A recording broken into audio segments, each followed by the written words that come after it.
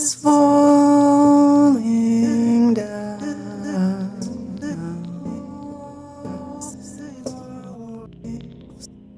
and I can't seem to turn it down.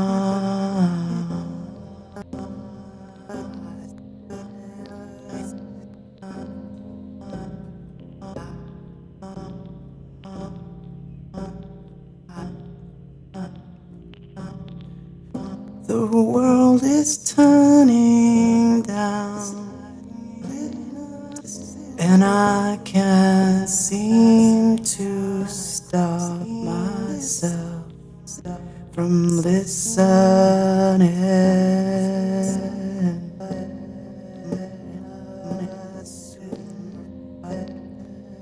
From listening.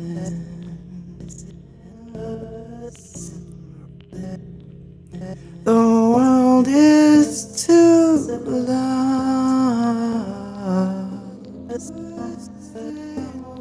and I can't stop it from reaching my ear.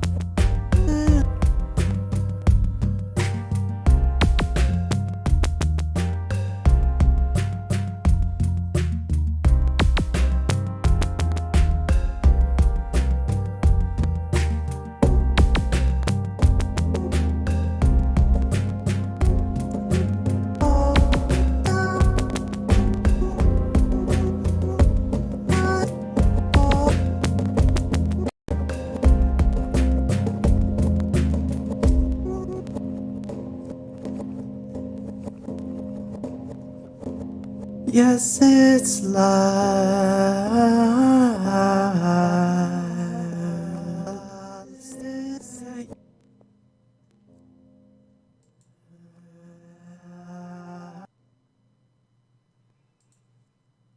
Oh, I guess I have to turn on the camera.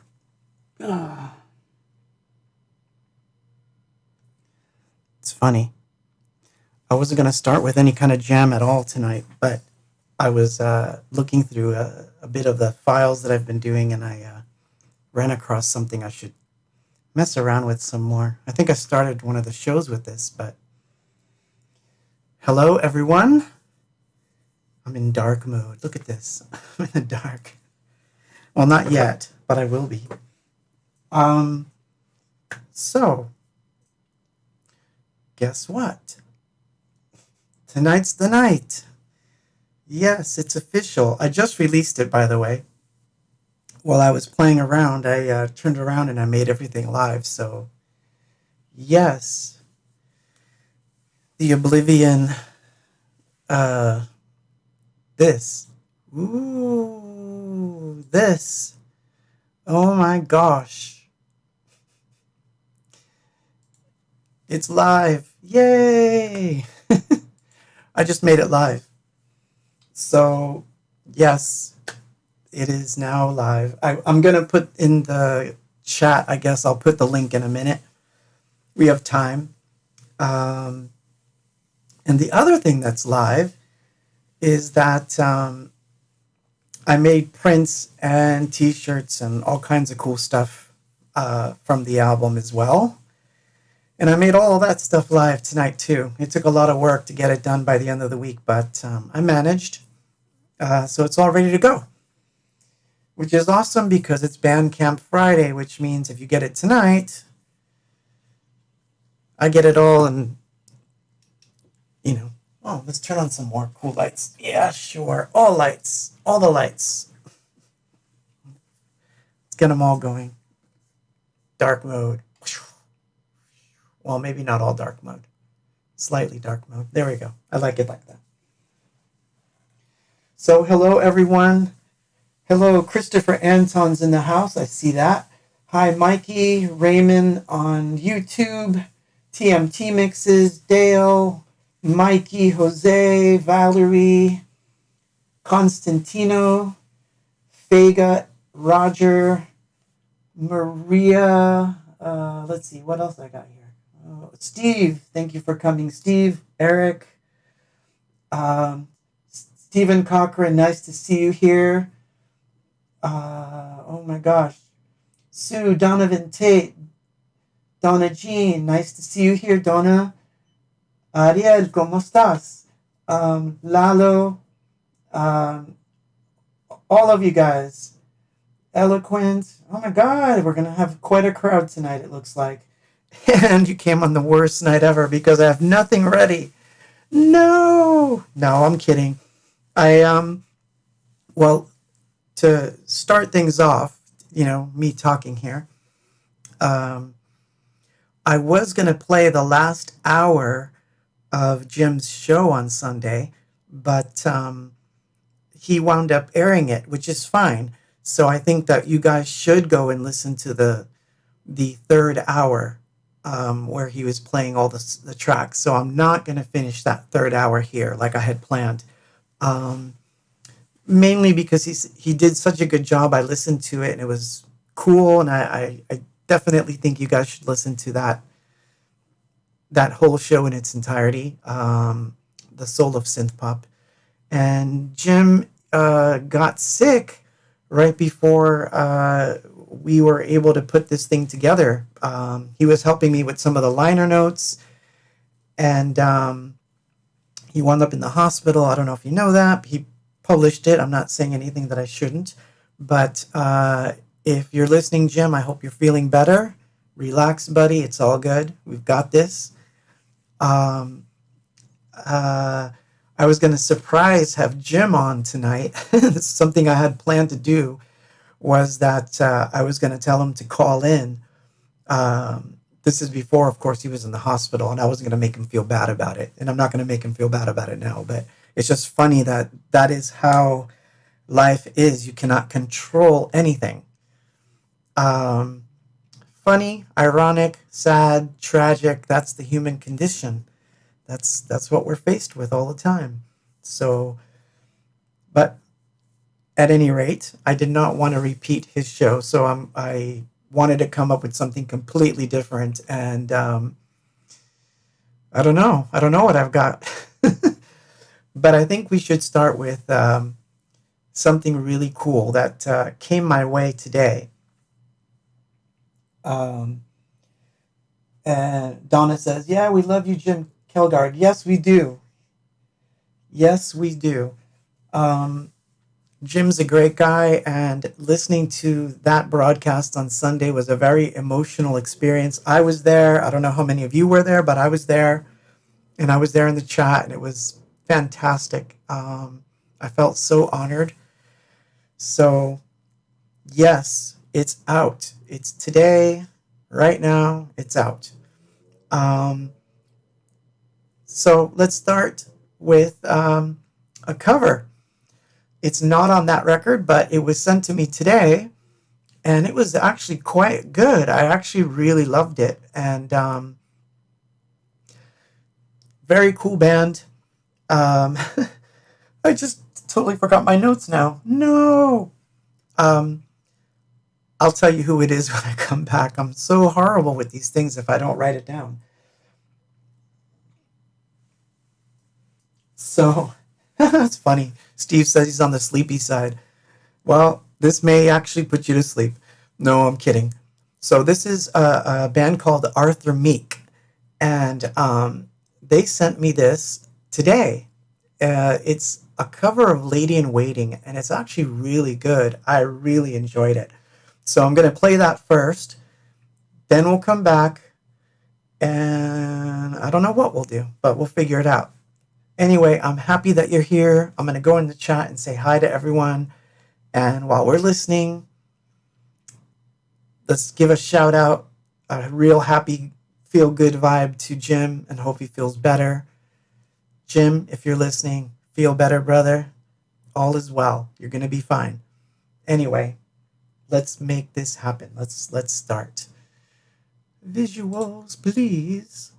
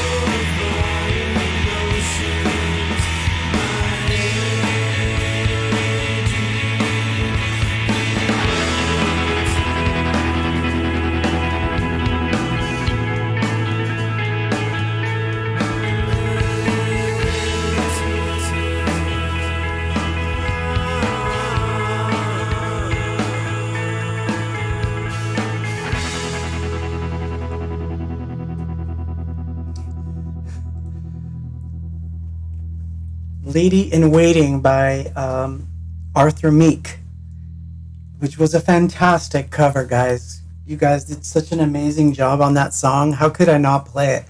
I heard it this afternoon, and I asked them to send it to me.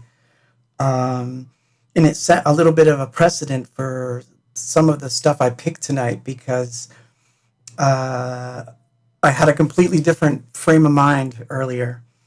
But yeah, it's nice to see you in the house, Chris, Anton, and Donna, of course. I was just thinking about it as I was on the chat, how last year the three of us were gallivanting all around Texas in tour buses and whatnot.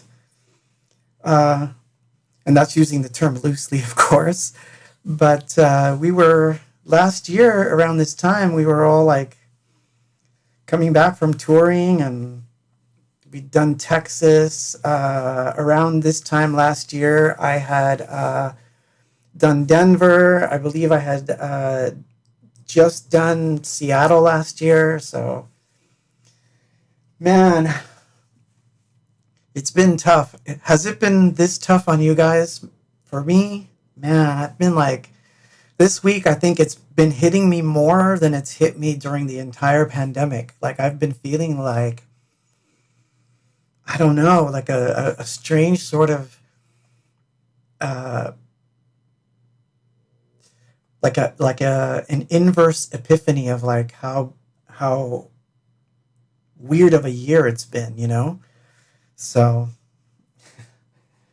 oh man. Anna says, gotta love our Lone Star State. Yes, I do love your Lone Star State. You guys have an amazing state. Um, I remember that when I got to Corpus Christi, I walked around a little bit, and it was late at night, and it was such a nice feeling to be out and about. Um, Pretty much, by the way, everywhere I go, I have this tendency to walk around the city just by myself. I feel like I like to take in the city. And so I did that a little bit in Denver. I did that in Seattle a lot. Um, and man, I miss those things right now. I have like a serious case of like home show sickness. Like, oh God. But anyway, enough about that. So yes, the album Oblivion is out, and I did put the PDF together, so it does have the lyrics. When you download it, you'll see the lyrics to all the songs, and of course, links to all the band sites. There's some stuff that is missing, but I will be adding it on there, and there's a few surprises that are going to happen probably throughout the week. That will be like the extra gifts, if that makes any sense, or it should later. But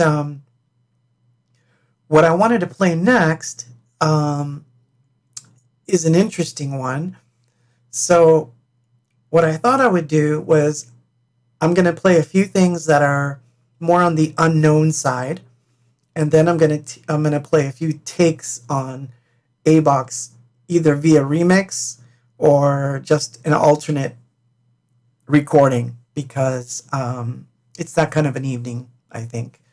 So the first thing I want to start off with is this is the version that of Soul on Fire that we actually do live. This is the version that we've been doing much more live than the traditional version that everybody knows. Well, let me put it to you this way.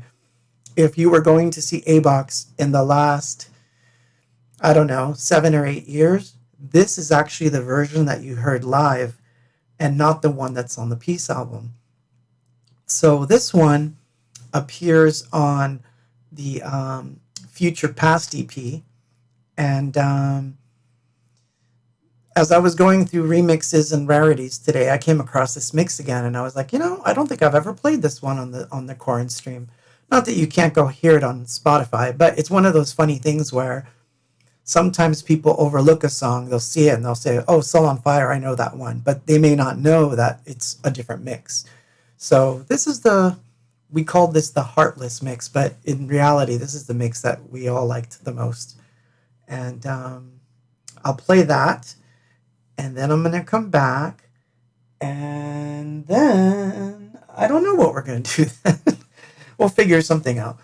Anyway, I'm going to go jump right back into the chat and try to answer some questions. So if you've got any questions, ask. And I see that you're all having nice conversations with each other, which is what I love to see. And this is one of the reasons why I love doing this thing, is I enjoy generally seeing how everyone gets together tonight, drinks a little wine, talks amongst each other. You're all from different states, some of you from different countries. And I love that everyone just sits and at least for an hour, you're just free of all the isms and craziness that's out in the world, which is nice. I think that's what makes it special more than anything, more than me being here or more than the songs or whatever. I just love seeing you guys here.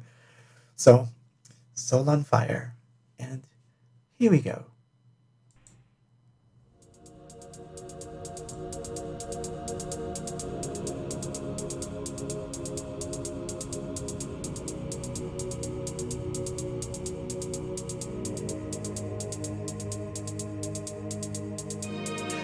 They should leave me now.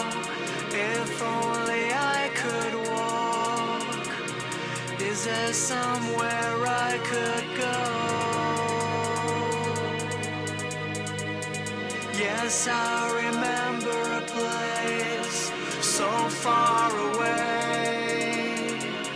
Is there nothing I can say? The words have died away.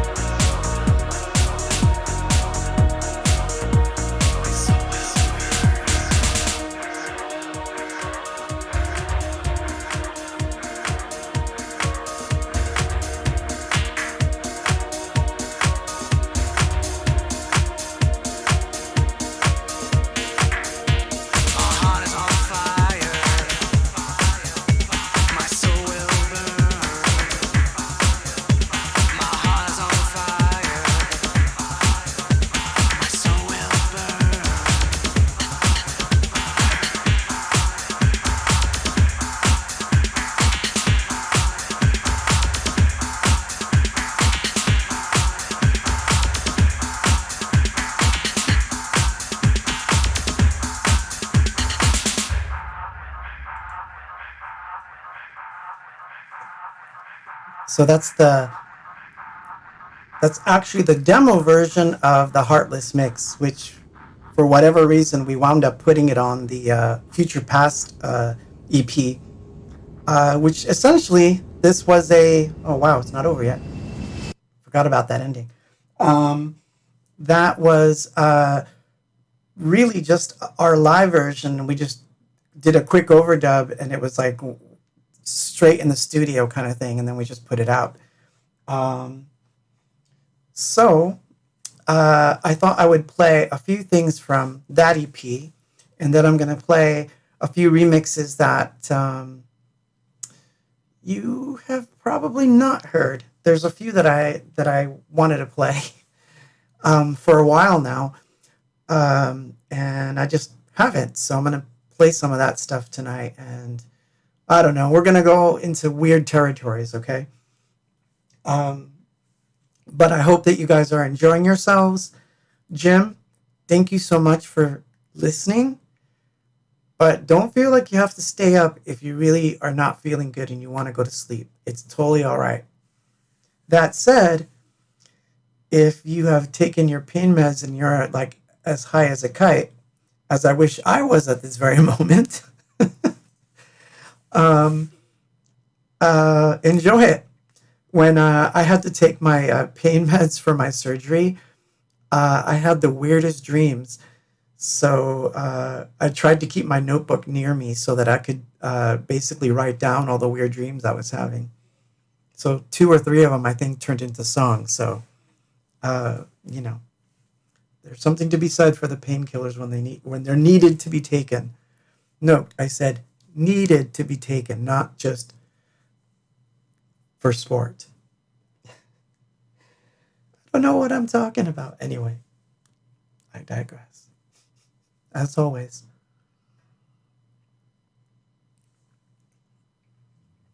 So I see Rick's in the house. Hi, Rick. John Hernandez in the house. Jessica. Maria Villari. Texas. Thank you for sending me those videos, by the way. Keep them coming, because those are really cool. Eric in the house. Gilbert on YouTube. We got a full house, man. I'm happy. So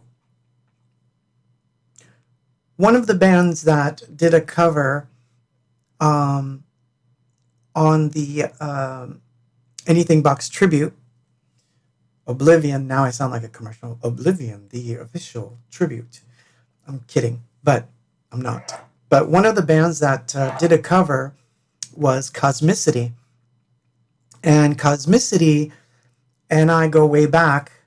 I believe we met through Control-Alt-Delete, which was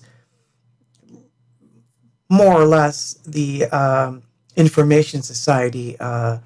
It started off as the Information Society fan club. Let's just put it that way. It was really that. But it turned into a little synth community. And out of that, I got to meet Cosmicity.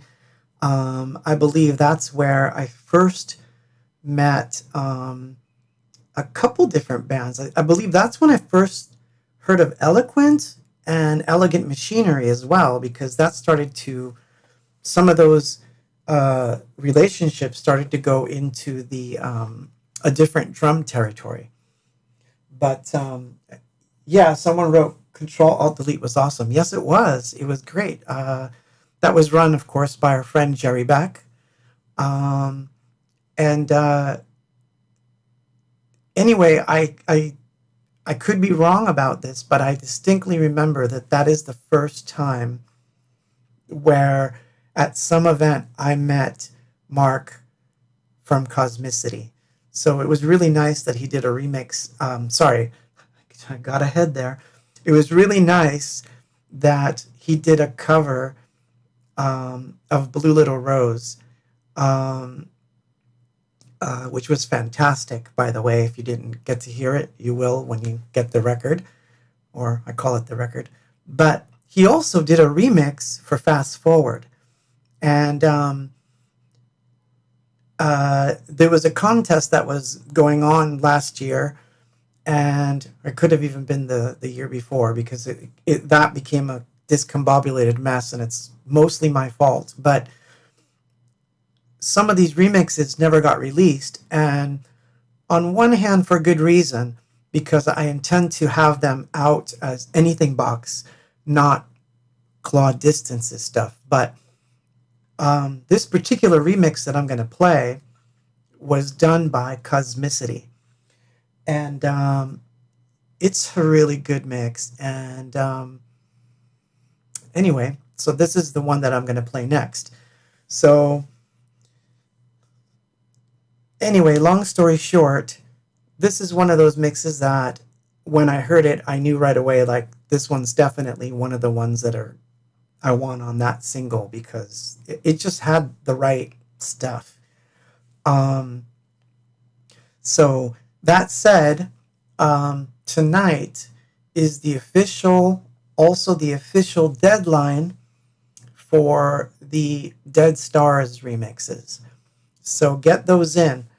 I'll be lenient, but not too lenient, meaning if you need a day or so more, that's okay, but get them in, because we're getting close to making the final decision on that, and we're working on a 12-inch to put out, which is going to be a vinyl 12-inch. Now, for those of you that have asked, because I have seen this, not on the chat, but I've got a couple of DMs, and I've seen it on some of the forums, where people asked me if the Oblivion tribute will be on vinyl, and the answer to that is no, because it's basically 17 tracks. It would have to be a double record, and it would cost way too much money for that to happen at the moment. So it would defeat the purpose of the thing. So at the moment, I can't do that. But there is a limited edition CD, and that is going to be worked on next. And if all goes well, should arrive around the same time as the 12-inch of Dead Stars. Maybe they might overlap, or they might be a week away from each other. We'll see. But yeah, Jim says it could even be a triple. Yeah, because some of the songs are longer. So yeah, it could wind up being like a really crazy record if it was on vinyl. I'm not going to say it wouldn't be cool. I'm just saying that cost-wise, I think a $9,000 to $11,000 investment right now is not something I'm willing to do at the moment. But next year, if things open up and I'm doing shows, yeah, it's very possible that could happen. Who knows? Maybe I could do the best of. I'll see, that's already a red herring, though, because if I pick even what I consider to be like my favorites, I don't think that would be fair to everybody else. So that's why I don't think I would do it. So probably no on vinyl on that one. But here we go. So this is a remix by Cosmicity doing Fast Forward, if I can find where I put it, because now I don't see it. Oh, there it is. All right, so I'm going to play that, and then I'll come back. Oh my God.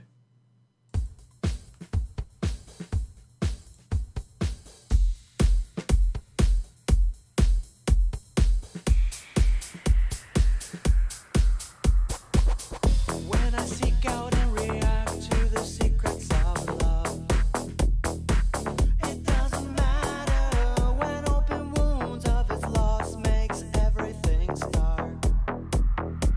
It doesn't matter when all the ball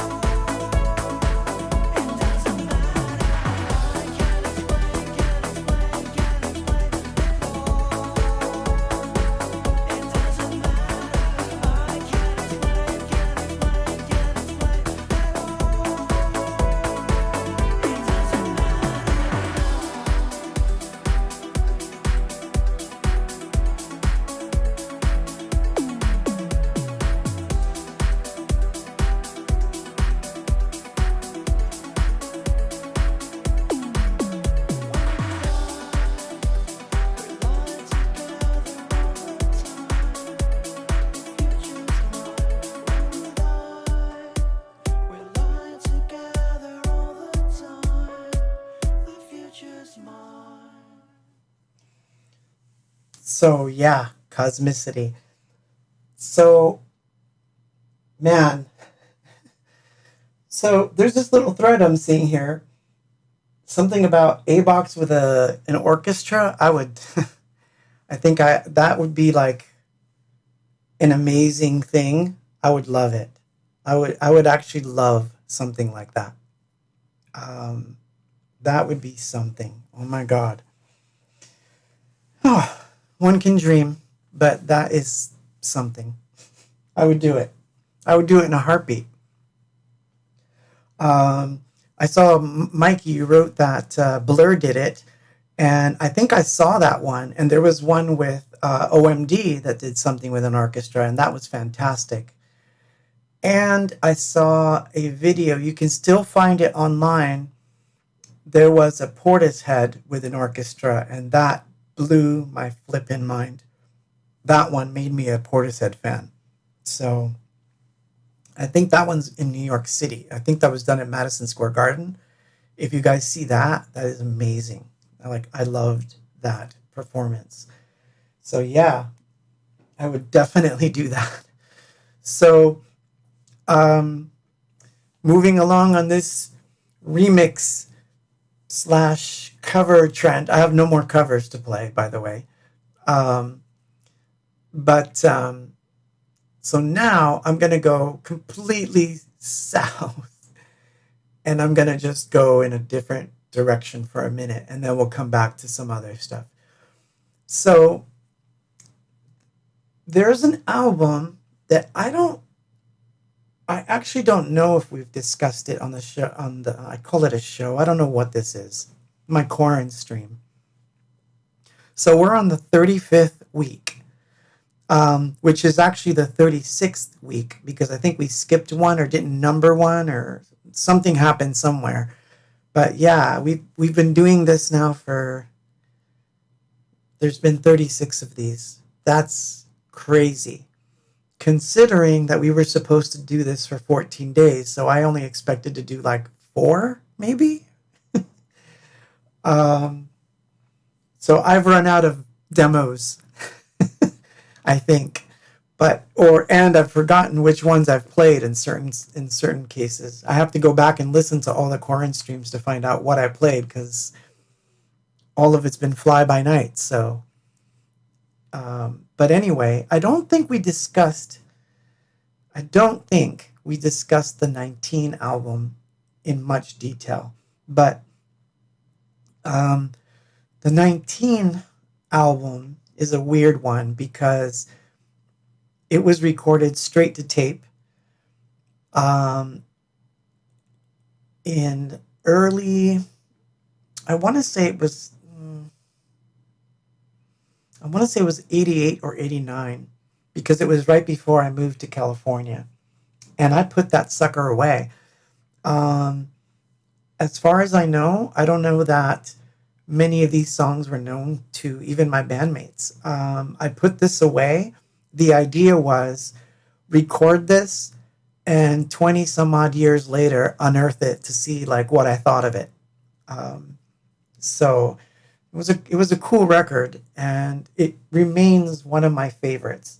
So what I found interesting is that, for example, I don't know where this conversation is going, but what I found interesting about the tribute record was that it was very Hope centric. A lot of the bands covered a lot of songs from the Hope album, and I found that interesting because obviously Peace is the most popular of the albums. Of course, we know why. It was our first major label release. It got us our first top 10. You know, all these cool things happened with Peace. So obviously, you would expect that would be the one that got the most covers, right?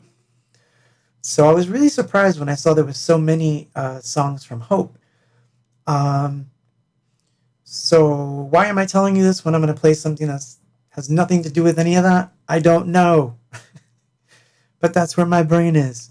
But I was thinking about a cover that I had heard recently and I couldn't find it. And it was a band that had done a cover of a song from 19. And I was over the moon that I had someone do a cover of such a weird song to begin with. Because, of course, if the song's already strange and someone does a cover, it's even stranger. So I didn't have good luck finding it today, so I don't know if the person took it down or what happened with it, and I don't have a file. So I'm going to play the original song, and then at some point I will unearth that cover because it was really cool. And I remember that the band, I can't even remember the band's name now because it was a while ago, sent me a note that said, that's such a weird and cool record, and we covered it because we love it. And then I found out that these kids were like 19 themselves. So I thought that's even cooler that it was, you know. So anyway, for some reason, the album 19 is liked by a lot of people that are very, very young. So I find that interesting. And so I'm going to play a song from that, two songs from that particular record that I don't think I've played on the stream before. So this next one is called The Valley of Despair. Ooh, Emilio's in the house. Ooh. So I'm just reading from Facebook. Emilio said, I worked on a project with the Virginia Orchestra and Rob Krieger of the Doors doing Doors songs. I was assistant camera operators for the documenting. This is more than 25 years ago. That's awesome, man. That sounds like a dream to have been there and watched it even. That's crazy. You'll have to tell me about that. Do you have extra footage somewhere? You should share that. So I'm going to jump into the chat, turn on the visuals, and play The Valley of Despair. Ooh, The Valley of Despair. We'll do the overhead for that one.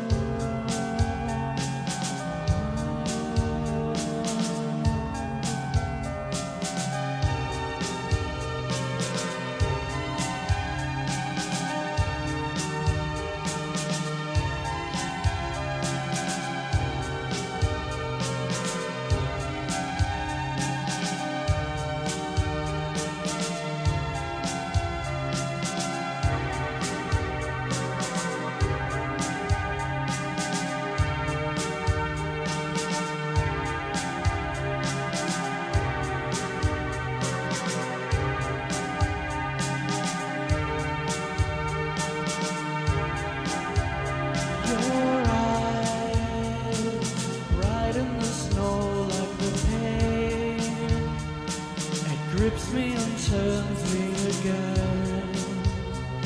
My time is distorted at times like these. These hours are spent in the warmth of the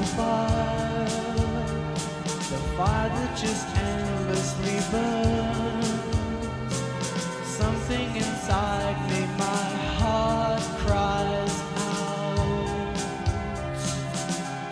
Your eyes will cry again, like they did some years before. And now it seems to me I've got to go across the valley of despair, across the valley of despair, across the valley of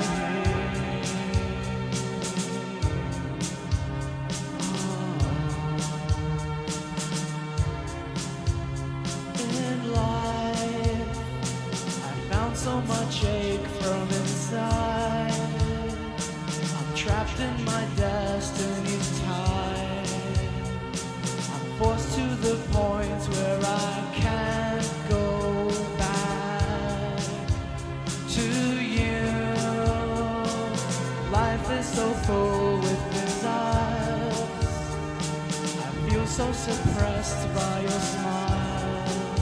It makes me forget what I had to say. Your eyes will cry again, like they did some years before, when everything was new and we lived across the valley of despair, across the valley of despair, across the valley of despair, across the valley.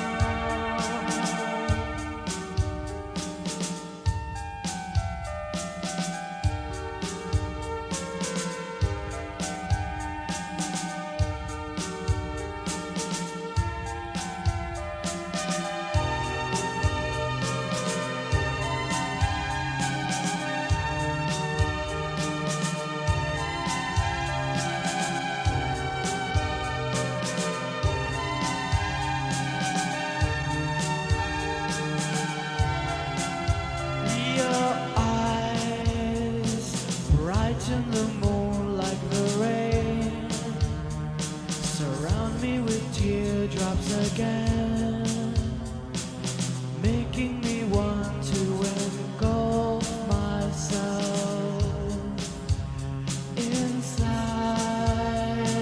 Something is longing to end. All of the sadness in you, but all I can do is just watch you leave.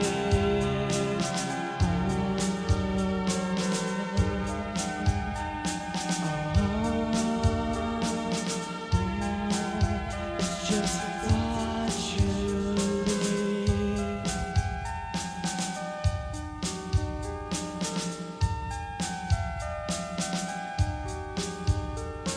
Across the valley of despair, across the valley of despair, across the valley of despair.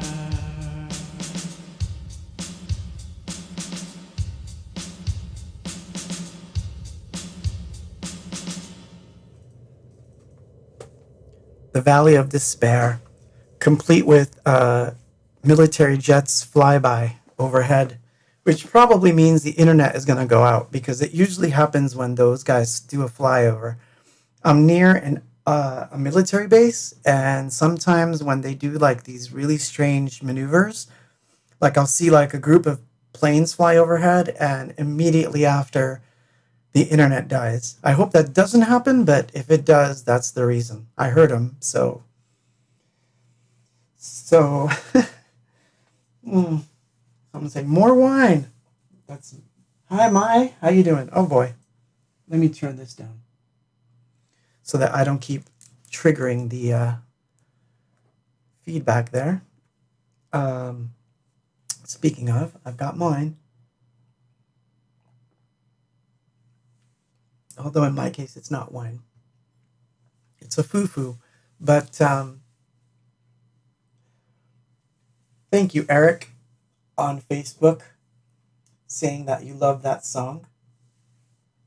Yeah, it's one of those funny things too, because Steve pointed out that we've only played one song from 19, really.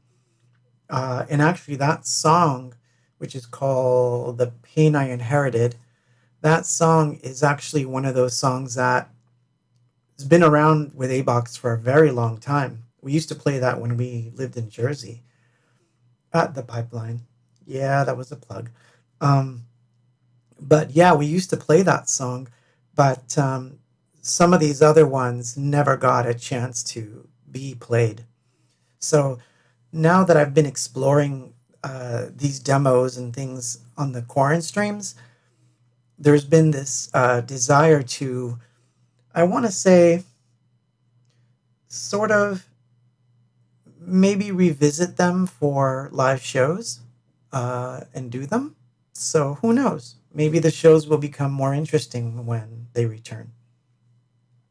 Until then, we'll have to figure out what's going to happen next, of course. I'm going to fix this because it's acting weird tonight. It seems like every time I've got it right, it comes out wrong. But we'll see. So I'm going to play one more from 19. This one's funny because it's about a dream I had. And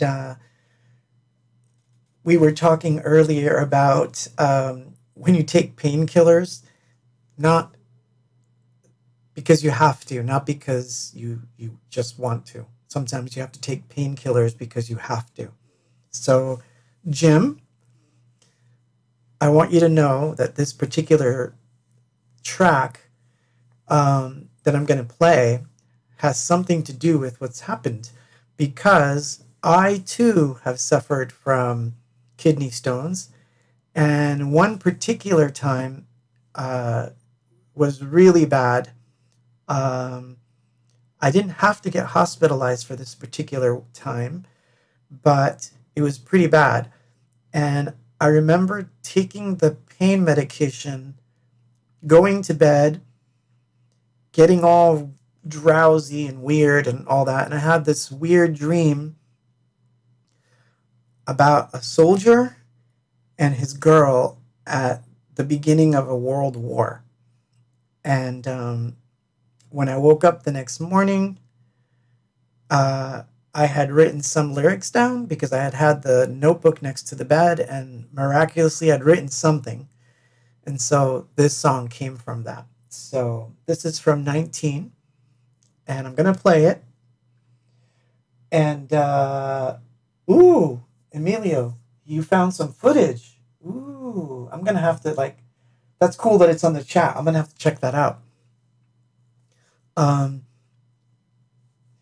So yeah, kidney stones suck. But so this song is called 1945. And what's really weird or trippy about the dream that I had was I was the person in the dream, but I distinctly remember seeing myself in a mirror in the dream, and it wasn't me. So whoever I was, it wasn't me. So if there's ever a some sort of case for past lives, that's one of them right there. Who knows? Who knows what this universe has in store? Anyway, 1945. I'll play that and then I'll come back.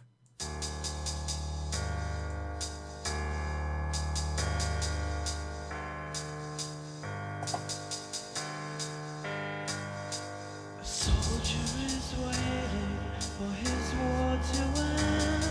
He'll soon see his lover. She waits by the train. He looks out his window. What does he see? A perfect long pasture, yellow and green.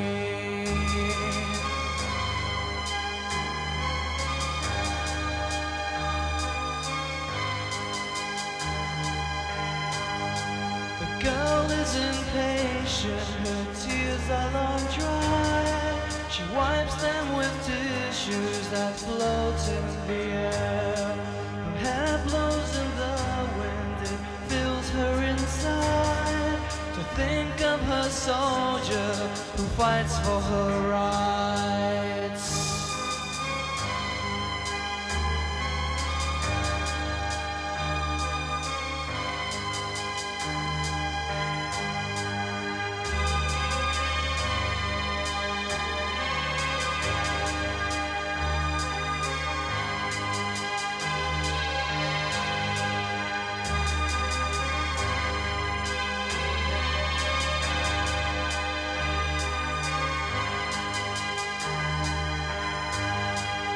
Soon they will find that the world is brand new. No more depression and nothing to lose. Lovers and children will sing to the skies.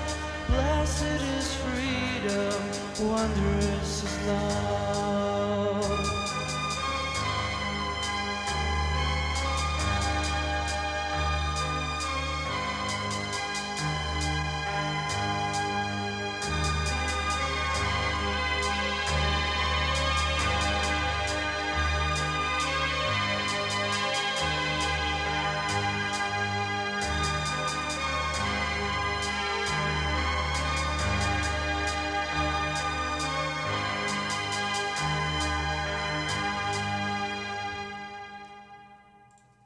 almost missed my cue there.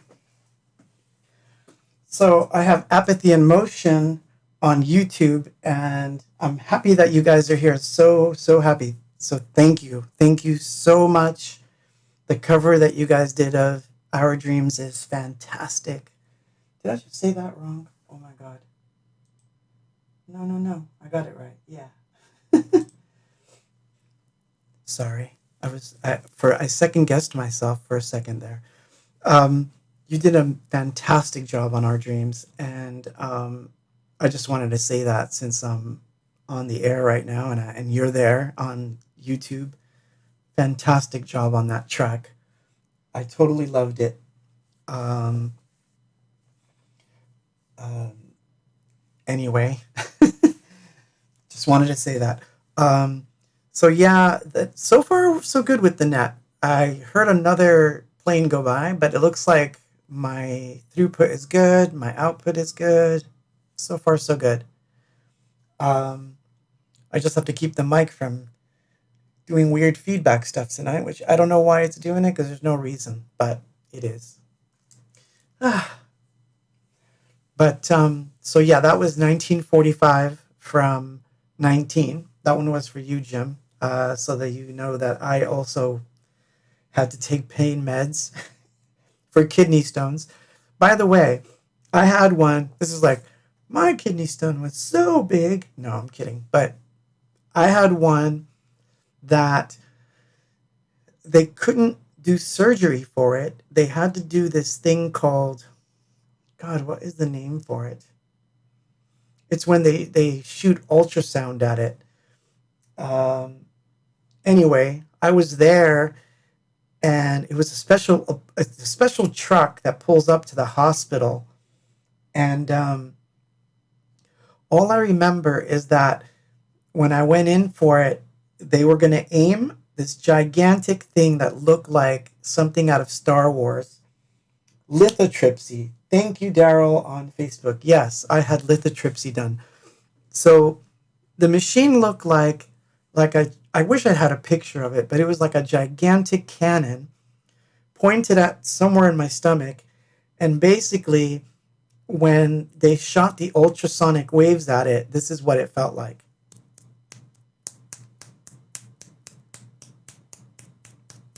Right? And so they try to break up the rock. So basically, it wasn't so bad at first, but they said, we need to do this for about 4 hours straight because the density of what you have, we don't know why it's not breaking up. So you're going to be under for about 4 hours. So they had me pick out music. So I picked Pink Floyd, Led Zeppelin, Kraftwerk, and something else. It was like 4 records in a row. They put headphones on me, put those records on, gave me about 3 or 4 shots of morphine, and that's it. 4 hours later, it was one of the craziest things I've ever seen. And guess what? They didn't break up the stone, which is really funny. I still have it somewhere. I kept it. It looks like a diamond or something. Maybe it'll be worth something one day.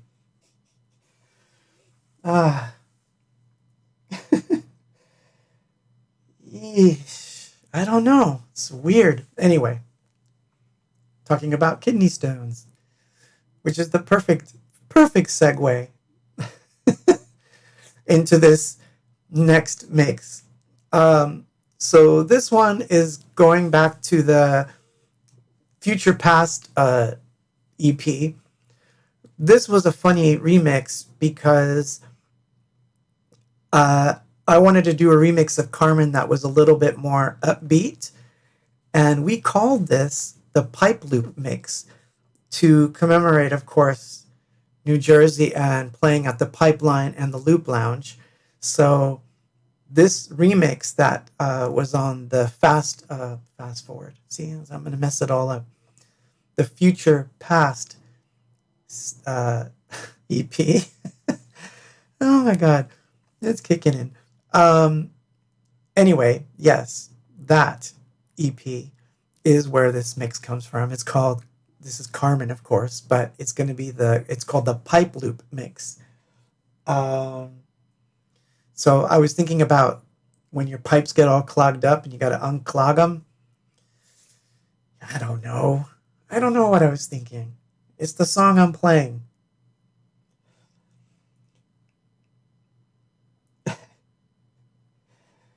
Jim, that's funny.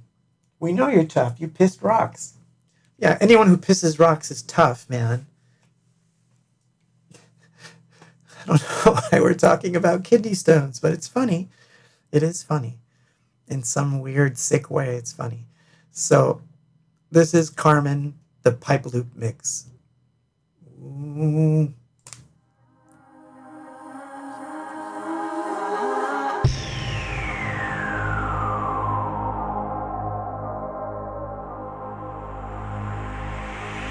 Just one day in the life of a fool. Just one day in the life of a fool. Just one day in the life of a fool.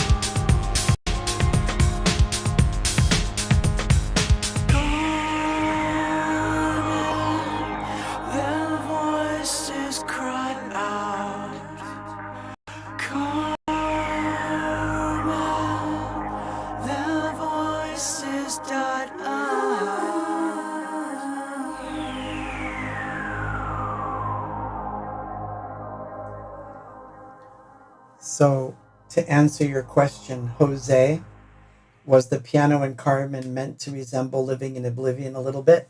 Yes, because there was a piano part that was in the slow version of Living in Oblivion that I always liked, and we wound up not using it. So I put it into the Carmen remix. So that was the point of it. So yeah, you got that. You got that one right. Um,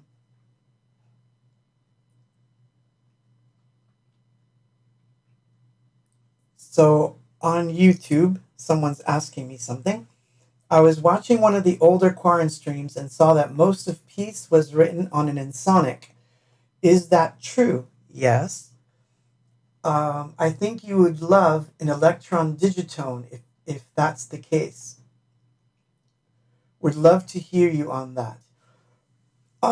It's interesting. I actually looked into the Digitone because it has some it has some interesting aspects to it that remind me a little bit of the ESQ. Also, the sampler that they have is very similar too. So I thought about doing a combo of those two at one point. Um, but it's difficult. Like today, for example, I was messing around. This is nerd talk for like a second on YouTube here. Today, for example, I was messing around with uh, Ableton's wavetable, and one of the things I really liked is that when you go full screen with wavetable, I forgot I was on a computer. I was on it for like 2 hours just making random noise and stuff. It's hard to get me out of Ableton because it's so quick. So when I'm in idea mode and I want to make sounds and things, I'm really a big reactor slash Ableton freak because I make something and I'm immediately already recording. So to give you an idea, since I think you're IL, to give you an idea, when I was first starting the jam today, I had pulled up a reactor instrument that I had made or put together where the incoming vocal is actually sampled, reversed, and chopped up and spit right back out and ready to go on my keyboard. So literally, I could just make up audio passages on the fly as I'm singing, and it'll start playing back. So some of these devices which I built, um, when I start to think of their hardware counterparts, it doesn't quite do it for me anymore on the hardware side. That doesn't mean I'm against hardware, but it means that my relationship to hardware is different. I looked at the last piece of hardware that I looked into that I actually really liked was the MPC One. That was really cool, and the MPC Live, and yeah, the aforementioned Digitone I liked. But I don't know that I would use it enough to warrant owning it at this point. Um, that's why I didn't do the sampler because I thought about it. It's like, well, if I have it, it's going to be great. But then I'm like, but if I don't use it, it's going to just sit in a corner. Kind of like what happened to this thing. I wound up really loving it, and then it just mostly sits in the corner now. I wound up recreating it in software, and then I never went back to the hardware. So that's the only thing. But and someone's mentioning uh, so Jim's saying I want to move to Ableton so bad, but I'm used to working in Reason. Well, see, here's a funny thing about that. Then don't switch because whatever you're comfortable in, because I worked in Reason for a long time and I loved it. In fact, here's a funny fun fact. The Carmen mix that I just played, 99% of it was done in Reason. So there's a plug for Reason. Um, I did an entire library that I worked on for the Universe album that was done with Reason. So I don't knock whatever software you like or whatever piece of hardware software combo that works for you. Stick to it. Don't change because someone else is doing something different. Ableton just for me personally, and it took a long time. I got it. In other words, I got it in a way that other people don't. Maybe here's a funny thing. Okay, I'm going to try to explain it this way. The other day, I was watching a tutorial. Um, I was just trying to figure out something that I didn't know how to do in Ableton. And I was watching a tutorial by a certified Ableton teacher. And I realized he actually isn't even using it correctly. Like, I was watching him do the tutorial and I was looking at it like, you missed the point. You're using it like as if it were Pro Tools or something. You haven't even figured out the other side of it that's so unique to itself. That's the part I got right off. And so for me, I'm hyper fast on it. I can do a lot of crazy things on it really quickly, and that's why I like it. It keeps up with my weird brain that I have. And the ESQ is kind of like that too, so that's why I liked it. Because obviously there were sequencers. This is nerd talk, folks. We have entered the nerd zone where nothing but tech talk comes out. And I wanted to tell a different story, but I digress. But when it comes to electronics, there's definitely certain pieces of gear that were more advanced than others. Like I could argue and say that the M1, all the LA synths, all that stuff was way more advanced than the ESQ. But the people who used those other instruments didn't understand the one fundamental part of the ESQ that I loved, which was modulate everything. And for me, that was I can do sound things that these people won't be able to do because they're just used to a Rompler. So it's a different mindset. And likewise, when I got a Rompler, I used it as a guitar. So I have a different relationship with these things. It's very different the way I think. So one day I'll have to show like what I do with Ableton and people understand like I'm not going to ever do that. And then they'll get like why I like it. It works for me, but it's a weird world. But getting back to a comment that Donna made about having to have the sensation that you have to pass a kidney stone on stage. Oh my God, no, I would die if that happened to me. I think that I've had several instances of being sick on stage. Yes, I've had a migraine right before I have to go on stage. That was not pleasant. And I've had migraines coming right off stage. That's not pleasant. But I'd rather have the migraine coming off stage because at least I know I can take something. But she asked a question. She remembered the feeling of watching Marion Gold of Alphaville singing on the sidelines when we were doing Living in Oblivion. I had the pleasure of playing with Chris Anton when Chris opened for Marion Gold. And we did Synthesizer, which is Chris's song, of course. And then we did Living in Oblivion, which was really cool having Donna and Chris with me on stage at that moment. So I want to remember that I will remember that always, how much fun that was. And I never saw Marion Gold when I was on stage because I think I would have like freaked out. So I never actually saw him watching us do it. I only found out about it later. But I do have a story about that night. That was the craziest thing. So I love Alphaville, and it's one of those weird moments in time.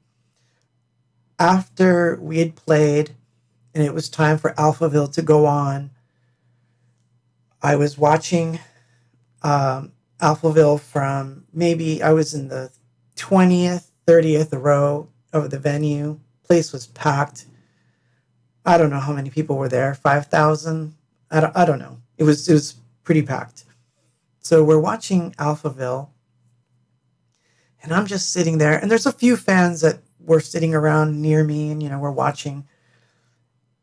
And he literally gives me a shout out from the stage, and I just lost it. I totally lost it. And it was cool because some fans were saying to me like, he's talking about you, man. And I'm like, oh my God, I can't believe this just happened. So that evening was magic, total magic. And I remember it fondly. And I also remember how much fun it was when it was all over and we all went karaokeing at the New Wave bar in, which one did we go to? I'm trying to remember which one it was, but all I remember is we went karaokeing that night and it was a lot of fun. So that's why I say I miss you guys. I miss those evenings of just that hang before we play, the hang after, and just talking and, being in our world.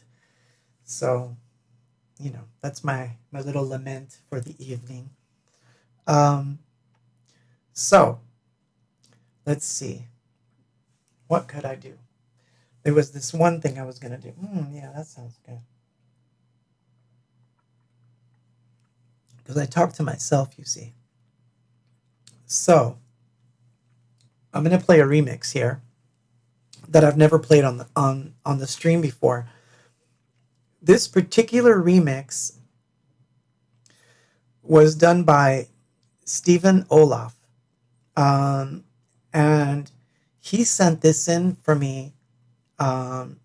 It's a remix of the song Polaroid. And this particular mix is uber hard. I just loved how he made this happen. And I've been wanting to play this one for a while now.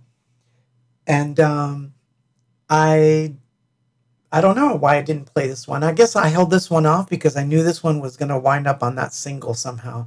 So I kind of held off on it. But I'm going to play it tonight because it's that kind of night. But before I play it, it's that time I have to say my whole commercial thing. So here goes. Doom, doom, doom. Yes, the official release of the Anything Box tribute album is tonight. And it is official. You go to Bandcamp, anythingbox.bandcamp.com. It's there. You can get it. And there are prints and there are shirts and all kinds of goodies going on. So, yay, I did my commercial.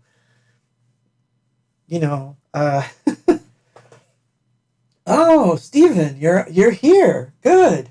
Yeah, I'm about to play that remix you sent me. Because I actually really like that mix quite a bit. I actually really loved it. I don't know if I ever told you how much I loved it, but I loved it. So I'm going to play this remix next. And I'll go on the chat, and then we'll come back, and I'll play a couple more things. Here we go. I think for this one, we'll turn on... distortion. Yeah, let's go. All out distortion for this.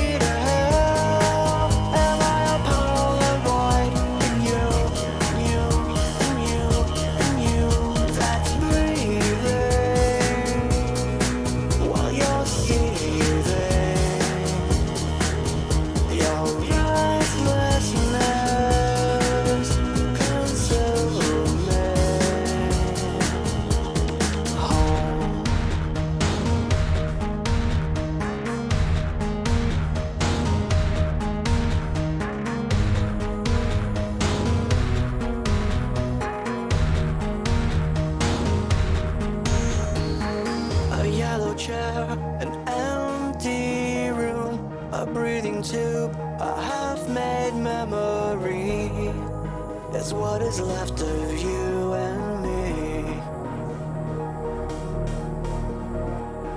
Metal words fill the floor. I see a flag on a rooftop floor. In the wind in a distant land.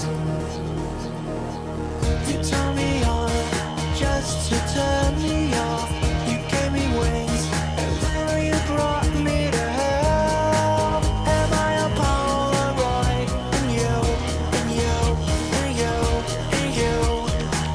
You turn me on just to turn me off. You gave me wings and then you brought me to hell. Am I a Polaroid? And you, and you, and you, and you.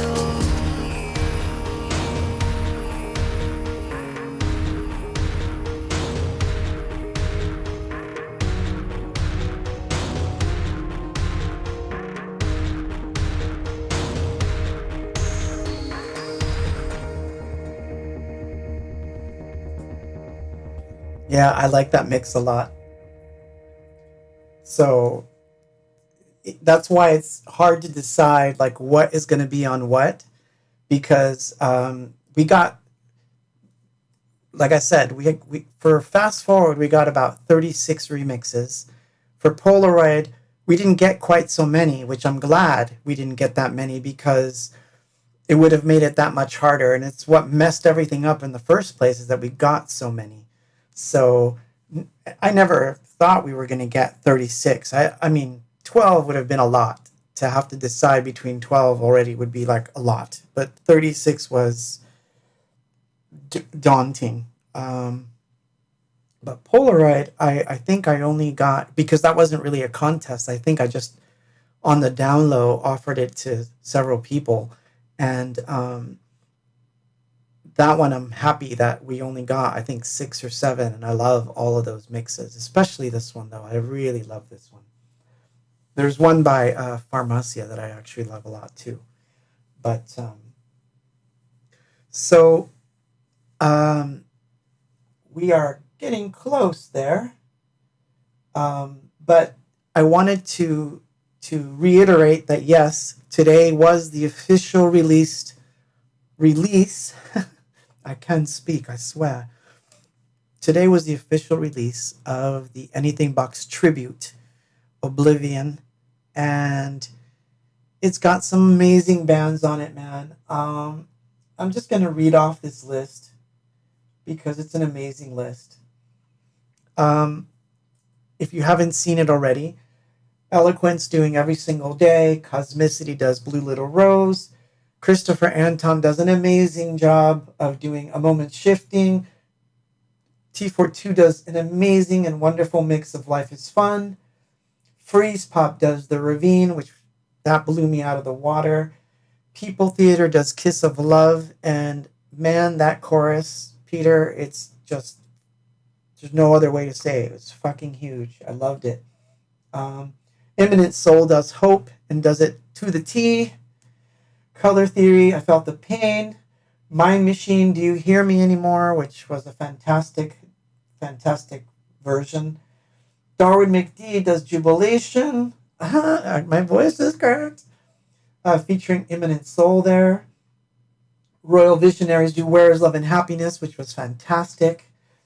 Pacific Deep does Rise. That was awesome. This one, Mind Modular, does Autumn. That one was so wild, man. I did not expect someone to do something from Electrodelica, so that warmed my heart. Skaya does Fast Forward, and that one features Steve Cochran and Reactive, and gotta say, that mix was awesome. Apathy in Motion does a wonderful version of Our Dreams. MDA does When We Lie. Donna Jean and People Theater do All These Days Undone. That was gorgeous. Digital does Carmen. Channel 69 does Welcome to the End, which was like an amazing finale. But the finale of all finales is, of course, everyone doing Living in Oblivion at the end. And it was mastered by a friend of mine named Brady Kerr, which that just, I don't know, it just sealed it for me. Like I personally like listening to it. I listen to it as if I were a fan. I don't even think of it as my songs when I'm listening to it. And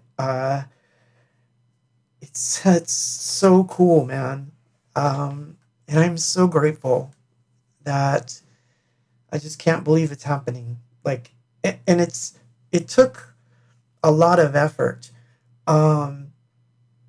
Because you have to understand that this although this was started around the beginning of the year, right after the pandemic hit, this made it difficult for people to work together. So a lot of people had to do remote stuff.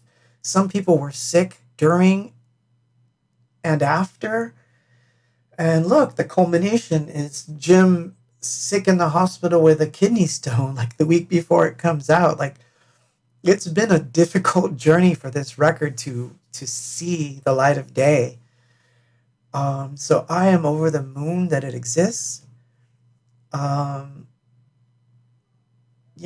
every band that when you're out in the world and you've done a few albums and stuff, you start to think of, like, not that you care that you're going to ever have a tribute record. That's not what I'm talking about here. But you wonder, like, if someone ever re-records your stuff, what it's going to sound like. And it's such an amazing thing that I get to hear it now and not later when I'm dead and people do it. I think I don't know, it's like a bucket list item for me. So my deepest thanks to all the bands that worked so hard on it, which is why I did the artwork, by the way. I could have taken the easy way out and just not been a part of it at all in that sense. But I really wanted to be part of it in some way. So that's why I did the artwork. And I worked on the PDF. It's not done yet, but the PDF is there, but I think we're going to see an update. But it's just an amazing journey, and I'm happy that it gets to be out. It's just, I'm over the moon. What can I say? So, wow.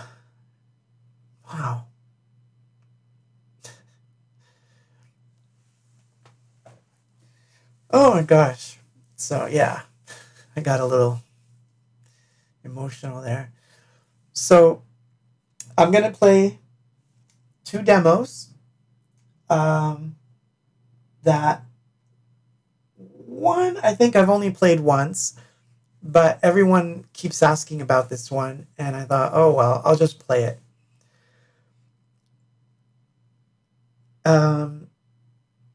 Let me know what you think I should do with this thing.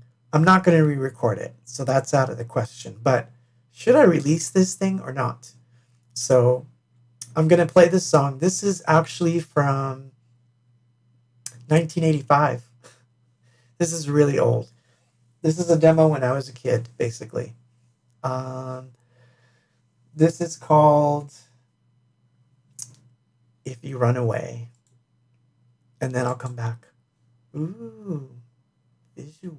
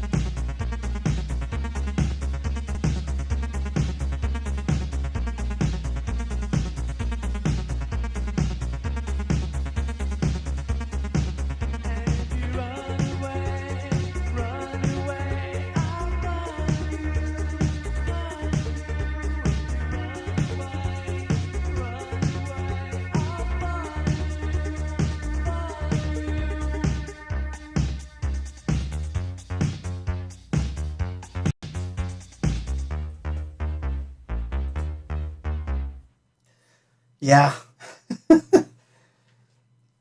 I don't.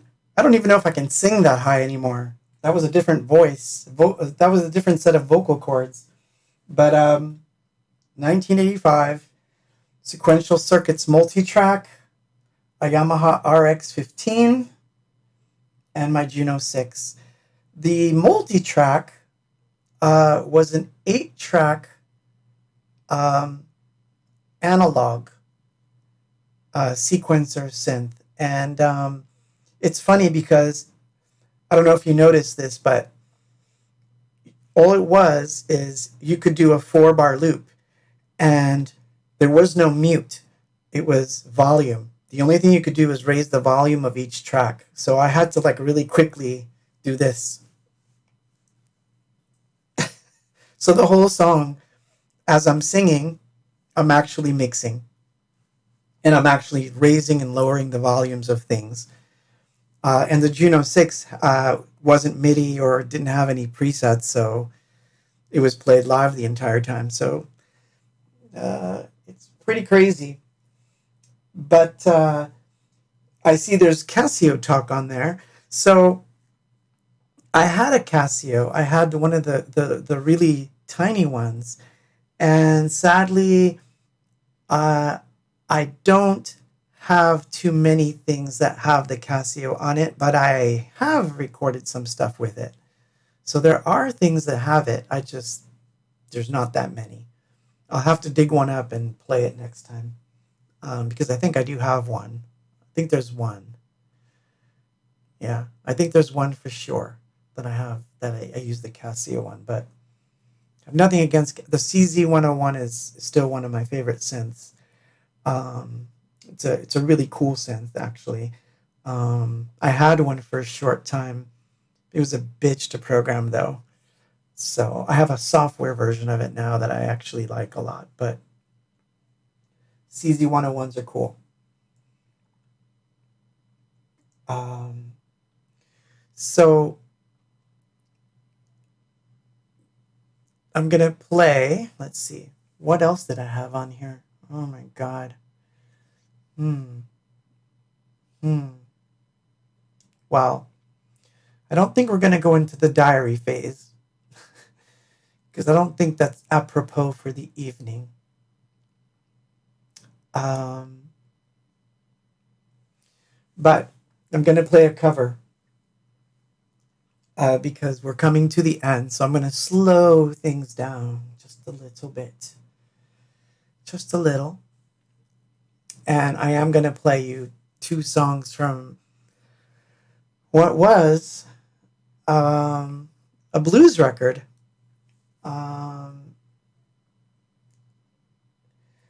Oh, that was cool. That was a good suggestion, Steve. I don't know that I can pull that up right now, but we've got 2 songs left and I'm going to play them. So, and then I'm going to bid you good night. But I want to say something about these particular recordings because they're interesting. So this is a cover.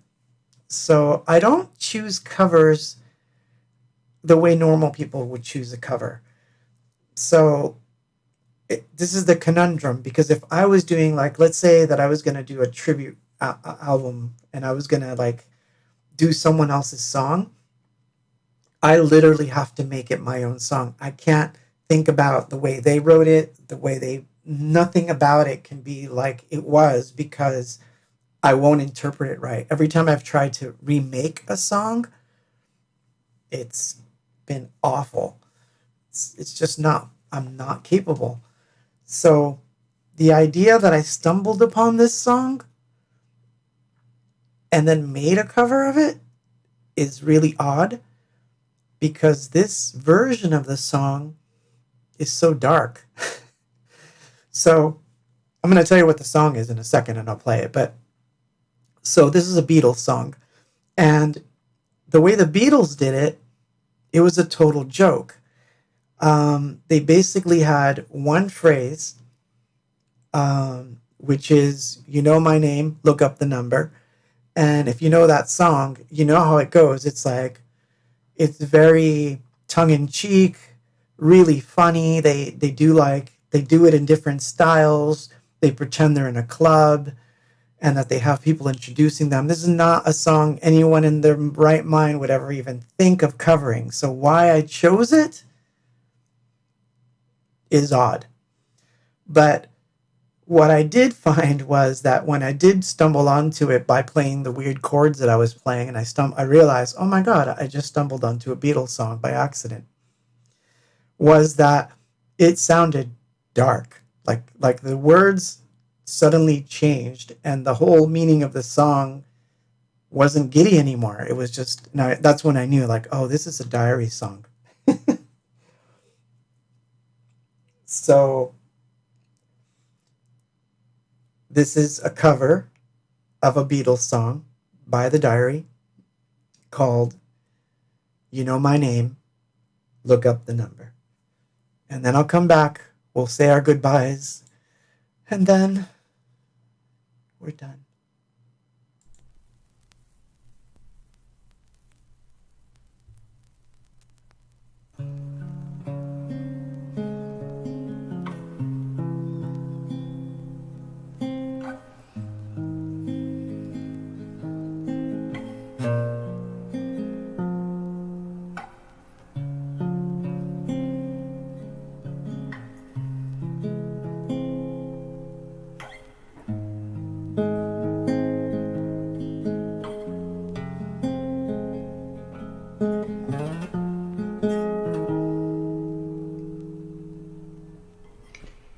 You know my name.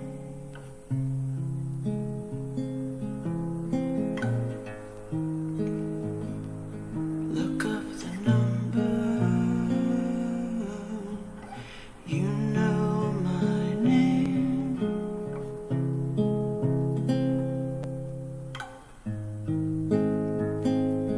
Look up the number.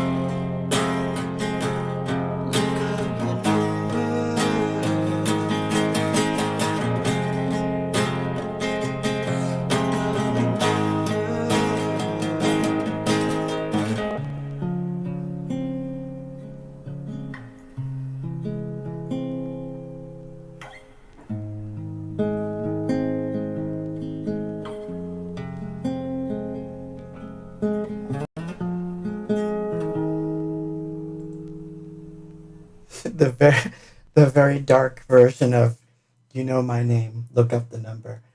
Now I challenge you to go find the Beatles song and listen to it and see how much I destroyed it. ah, but yeah, it's a really dark version. But we've come to the end of this evening. So once again, I'm going to end on a diary song. This one is probably one of the only diary songs that I wanted to re-record as an Anything Box song, and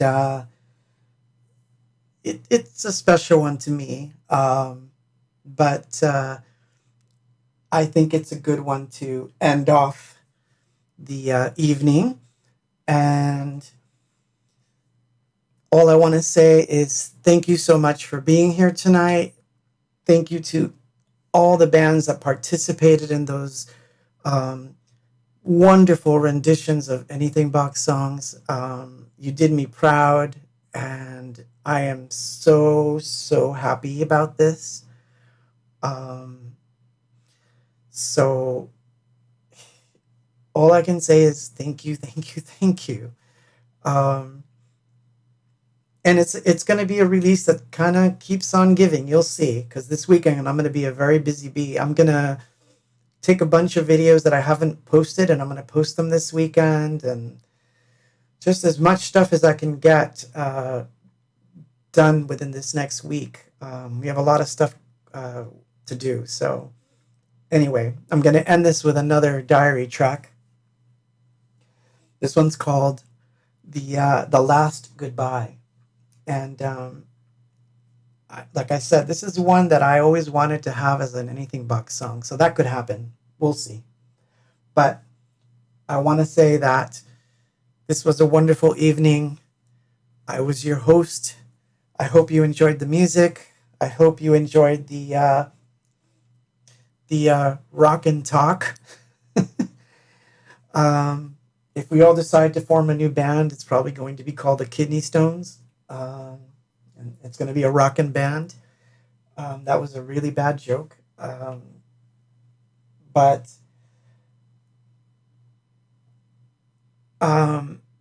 just thank you. Thank you for being out there for me. And I hope that these quarantine streams have been good for you as well. I mean, I'm hoping that they're going to get even better.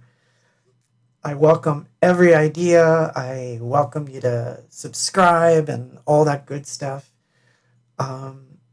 So I'm going to bid you good night with this song. It's called The Last Goodbye. The song's called The Last Goodbye, but it's not The Last Goodbye. And as Donna Jean just said, sweet dreams, everyone, and have an amazing weekend. Chris, I love you, man. I hope to see you soon. I hope to be in Texas sometime soon. I miss all of you guys.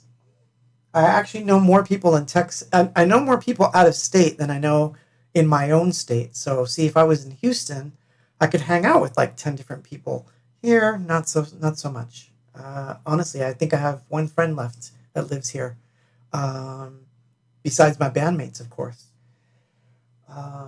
But I'm going to end this off with the last goodbye.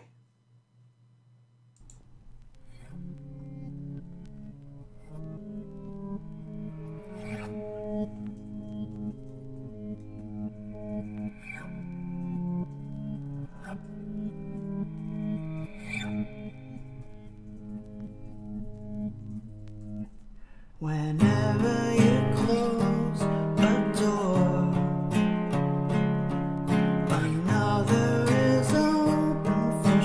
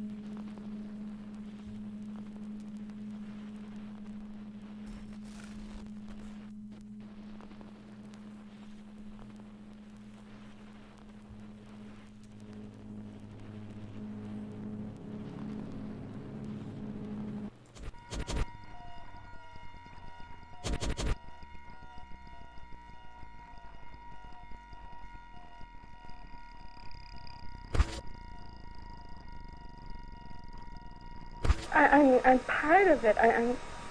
Can't you see it?